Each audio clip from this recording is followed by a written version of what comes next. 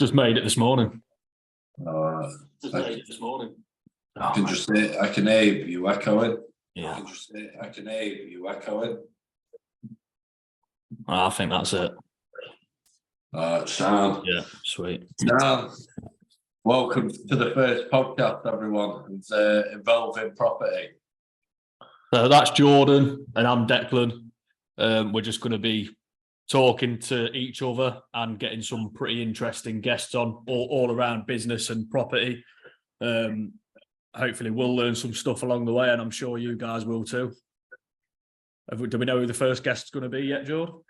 No, I've not messaged anyone yet. I need to make sure people are going to be all right with speaking to you. Then we'll take it from there. Right, well, we'll give them a bit of background then, shall we? So me and Jordan have got a serviced accommodation business, renter serviced accommodation, that is. Started getting on for 2 years ago now. We've got 10 units, all cash flowing really well. We quit our full-time jobs to follow this full-time, and we also teach people the same strategies that have made us so successful as well. Yeah. So the reasons we got into it was just, well, for my reasons, I was just sick of being a day job, working 12 hours with travel, 14 hours a day, having no time at weekends, having to work weekends sometimes, had kids, and I just got sick of it. Just wanted to work from home and have some freedom back, which I think most people want. Yeah, we was both in construction as well, which is a pretty physically demanding job. And Jordan's got the body of a 60-year-old, so it was never that long. Yeah, I mean, it was hard enough working with each other. So yeah, it was just a nightmare altogether. Yeah, but I thought weather's not the best when you're working outside either. But this is it's not been an easy road, has it? I don't think at all. It's been very difficult because we was working full time when we started the business. So it was, we was working. Well, as John said, we were working 50 to 60 hours a week, and then we was starting the business on the side. So it was chaos for a good few months, but now it's very, very manageable. So I recommend anyone to do it. The hardest bit is now seeing you every day, but we're getting through it slowly. We try and avoid contact if we can. It's just not always possible. Doing a podcast isn't the best idea, is it? We was thinking about just doing audio only, but it's not good. I've got you on audio only. Nice one. But yeah, so as we said, we're going to try and speak to as many different people as we can, not just in serviced accommodation. We'd like to speak to any kind of business professionals, but more specifically property in general, because it's so big at the minute.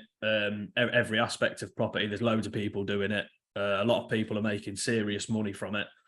And it gives you, especially the way we've done things, it gives you a lot of freedom, which is, I mean, how old are you, George? 31 now? Have you just turned 31? Yeah. Have you? Is that a lie? Are you older than that? No, I'm 32 today. Oh yeah, 32. I'm 26, and we've both. If the hours are difficult in this sort of thing because it's you haven't got set hours, it's just sort of as and when you needed. So it can be a bit difficult. But in general, if you was to condense down all the hours that we actually work in a week, I'd say realistically the maximum we work is 20 hours a week, and I do think that's an absolute maximum. So for a 32 and a 26-year-old, I don't think many people can say that they only work 20 hours a week and they're making good money from it either. So it's an absolutely wicked business. Yeah, we've done it all from grit and discipline, really, haven't we? Yeah. Like you said on that video, we're not the smartest people, but we know what we're doing in this, and it's just being disciplined. Yeah, and I think a lot of it is down to the mindset. I think obviously you've got to educate yourself, that's one massive thing that we've never skimped on. We've always made sure that we're paying somebody that's in a better position than us. But in general, yeah, I think you've got to believe. You've got to believe in yourself and what it is you're doing, and you've also just got to keep going every single day. Like, you can't, especially in what we do, because we rent properties off landlords. Not many landlords are up to it, and they don't like the sound of it. So you get a hell of a lot of rejection, and it's really important to just keep ploughing forward. And yeah, it comes with time, doesn't it? Same as anything, keep repeating the same processes over and over again. Yeah, you just get better at it. Yeah. Of course, nothing happens overnight. But yeah, what were your main reasons for starting that? I think when we originally started, I like to be busy. Like, my head needs to be occupied. So I think at the start, we didn't really know anything about it, did we? You just came to me with the idea and said, "Do you want to look into this?" So I started researching it, and then we decided to jump in it. And I think I was just hoping to sort of supplement my income. And then once we started doing it, I realised that it can actually be really hands off.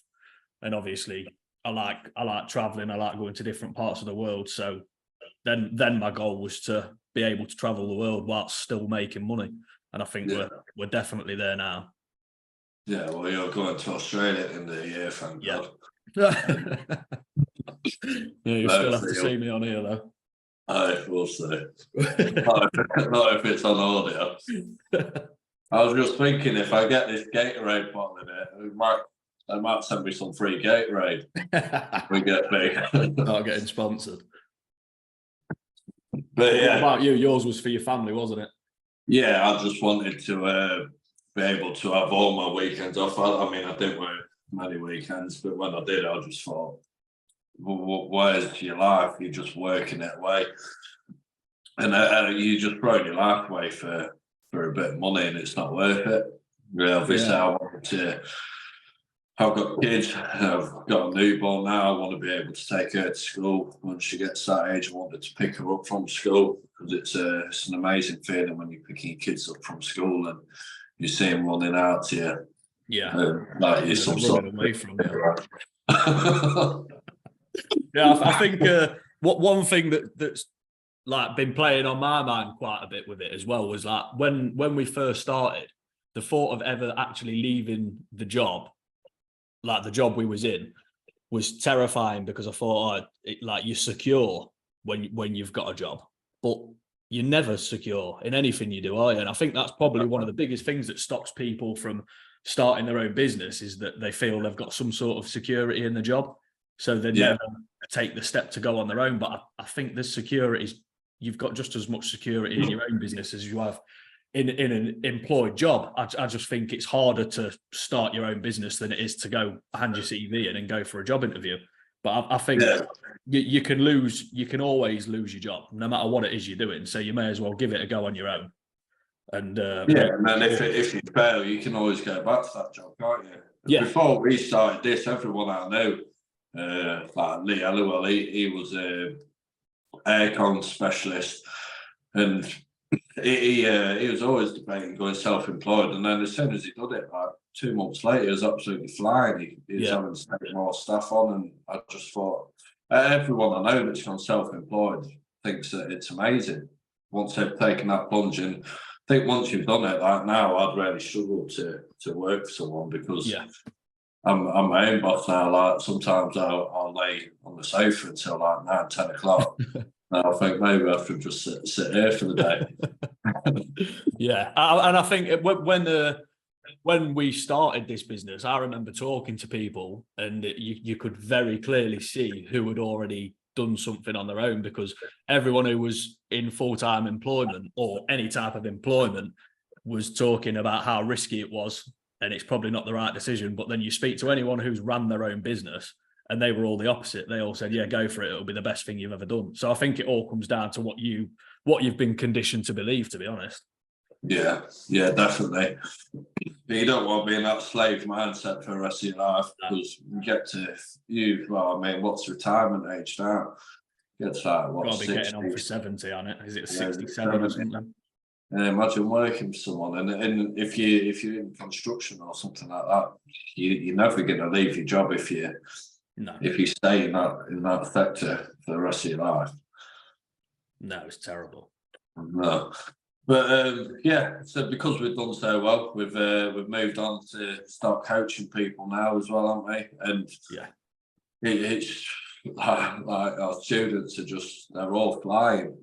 Some a lot faster than others, but they all get there sooner or later. Yeah. And I don't know, shall we go to the reasons why we started?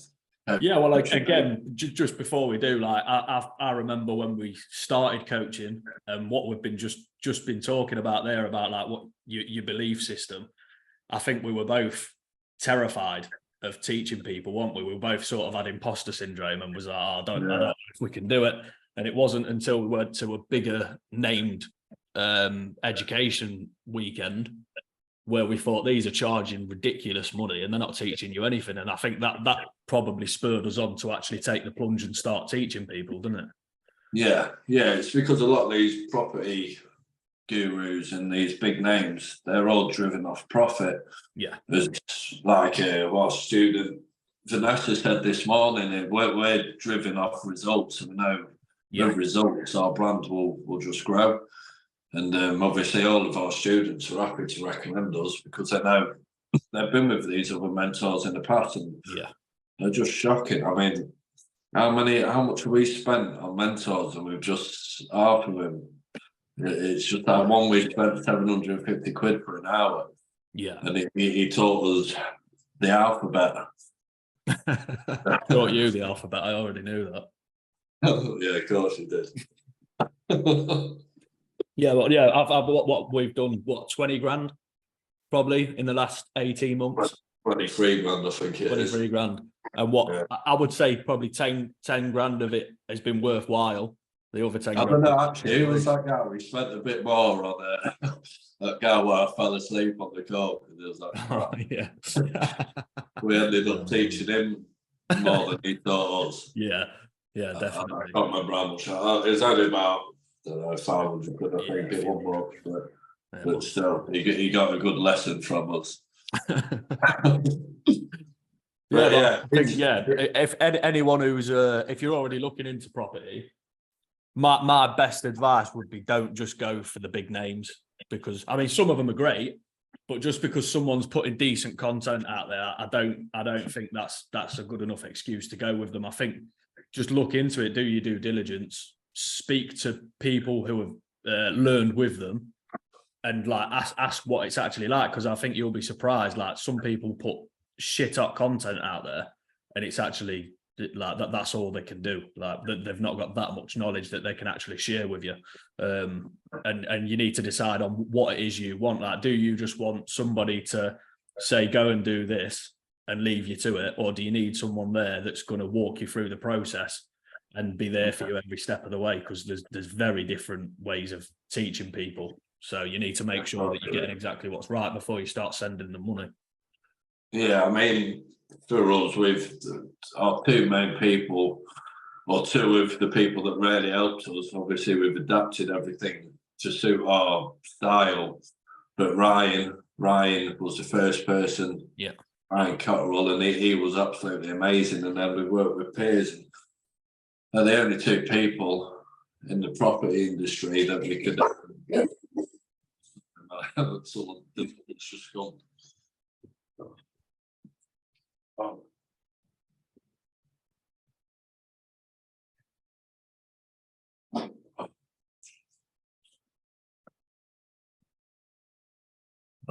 Dog trying to buy the post for the But yeah, and then we've got work with Piers, and we just find a lot of there's just too much marketing involved. But I mean, we're in a business group now, aren't we? And there is a lot of coaches in that you can tell they generally want to help people. Yeah. It's not just all profit driven. But which is it's good to see, because we sort of gave up on them, didn't we? Yeah. But it's everything's going well. But it just shows if you put your mind to something and start taking action, things can quickly change in the space of 10 months of us starting, completely change our lives around. And but again, it's just discipline and the bit of grit, not letting rejection put you down, and just keep going for what you want, not wanting to be in that slave mind anymore. Yeah, for sure. And just surrounding yourself with the right people, and that like, I'm not saying go to networking events and stuff. A lot of people do enjoy networking events. We've been to a couple, and I didn't really gain anything from either. But when I say surround yourself by the right people, like we've done that in the way of mentoring. Obviously, you don't have to pay people, but I think that there's so much free information out there, but it's never going to be enough to get you where you need to be. You need somebody that's experienced what you're going to experience, so that you can cut costs and save yourself time. Because if you try and do it all yourself, you're just going to cost yourself more money than you would by paying somebody. I think you can do it by yourself, can't you? Either you pay someone to learn from their mistakes, or you pay by learning from your own mistakes. So either way, it's going to cost you money. It's just how fast you want to do it. It's if you're willing to spend the money and the time. Yeah, that's it. Yeah, but that's me and Dec, and our little journey. Just trying to start this podcast to show people how quickly we've changed our lives. So other people probably tell from listening to us both, we're about as normal as they come. We're not. We're not prim and proper. We're nothing special at all. We're both just working class lads that have give it a go, and everything's going wicked. And now we just want to share the experience and hopefully spur some people on to do the same as what we've done, and just take the move. But not only that, we will be having some really interesting guests on, I believe. We'll get a message a few today. I mean, we've built relationships with everyone in the game, because you've got to, whatever industry you're in, you want to be speaking to people that are, again, doing better than you, so you can learn from them. Yeah, for sure. And then it's like with our students as well. Not only will we talk to some of them, if someone comes to us and they say, have you got any accommodation in a certain area, we know we've got our students in there, we can pass them off, and it's a continuing cycle of helping each other. Yeah, and that's what we're here for. Hopefully we can help some of you lot along your own journey. Yeah, pick up some golden nuggets. But I mean, there's probably going to be some people here that don't even know what service accommodation is. So do you want to tell them exactly how the process works? Yeah, so basically, for anyone who doesn't know, you can obviously buy the properties, but in our model, we didn't have that much capital to invest. So we rent a property from a landlord, and then we'll go in, furnish it, get all the Wi-Fi and all the energy and that sort of stuff set up, and then we'll list it. Everyone classes it as Airbnbs, but there's way more to it than just listing it on Airbnb. But like our big market is contractors. So as you can imagine, there's always big companies that are working on the opposite end of the country, and they need a place to stay. And typically, if you've got a 3 or 4 bed house, it's going to be cheaper for the company to rent that house and let the lads do all the cooking and all that sort of stuff than it is to rent individual hotel rooms. So that is basically it. We rent the property and then we legally sublet it out. Yeah. So, for example, on one property, the rent's £1,000, bills come to about £600, but we can rent that out for like £3,500 to £4,000 a month. So you're making some serious profit on that. Obviously, they're not all going to perform that well. Some may only make £1,000, some may make £800, some make £1,500. It's all area and property dependent. But it's really easy to start getting a fast cash flowing. And that's why we scaled so quickly. We're actually having to hold back now. Every time we say we get to about a certain amount of properties, and we're like, right, that's enough now. We don't want any more.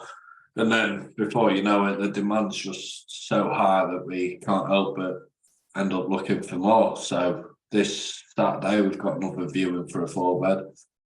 Got the estate agent looking for a couple of properties for us, and yeah, we just can't seem to stop having to take them on. Yeah, not the worst problem to have, is it? But it is quite frustrating.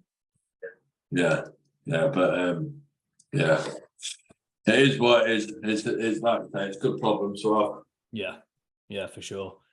But yeah, that's it basically, guys. We just wanted to do a quick introduction video, tell you all about ourselves, and tell you what's to come. And yeah, hopefully you'll stay tuned in for the next few podcasts. Yeah. Right. Yeah, well, it's not been good speaking to you, but Right, peace out, people. Cheers.